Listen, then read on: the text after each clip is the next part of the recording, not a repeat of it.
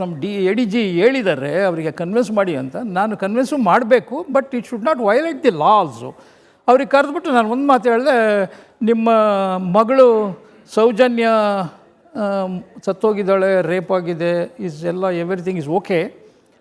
According to me ಪವಿತ್ರವಾಗಿ ಸತ್ತಿದ್ದಾಳೆ ಅಂತ ನೀವು ತಿಳ್ಕೊಳ್ಳಿ. ನೋಡಿ, ಕೆಟ್ಟದ್ರಲ್ಲಿಯೂ ನಾವು ಒಂದು ಸ್ವಲ್ಪ ಒಳ್ಳೆಯದನ್ನು ಹುಡುಕಬೇಕು ಅಂದರೆ ನಿಮ್ಮ ಮಗಳನ್ನ ಏನು ಬದುಕಿಸ್ಕೊಡ್ಲಿಕ್ಕೆ ಆಗಲ್ಲ.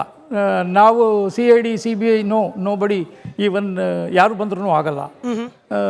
ಅದು ಮತ್ತು ನಂತರ ಈ ಬದುಕಿಸ್ಕೊಡ್ಲಿಕ್ಕೆ ಆಗಲ್ಲ ಅಂದಾಗ ನಾವು ಏನು ಮಾಡ್ಬೋದು, ನಿಮ್ಗೆ ಆಗಿರ್ತಕ್ಕಂಥ ಇದೆಯಲ್ಲ, ದುಃಖ ಇದೆಯಲ್ಲ, ಅದನ್ನು ಸ್ವಲ್ಪ ಮಟ್ಟಿಗೆ ನನ್ನಿಂದ ಆಗುವಷ್ಟು, ಕಾನೂನಿಗೆ ಧಕ್ಕೆ ಆಗದೆ ನನ್ನಿಂದ ಆಗುವಷ್ಟನ್ನು ನಾನು ನಿಮಗೆ ಹೇಳ್ಬೋದು. ಪವಿತ್ರವಾಗಿ ಸತ್ತಿದ್ದಾಳೆ ಅನ್ನೋದು ನನ್ನ ಅಭಿಪ್ರಾಯ.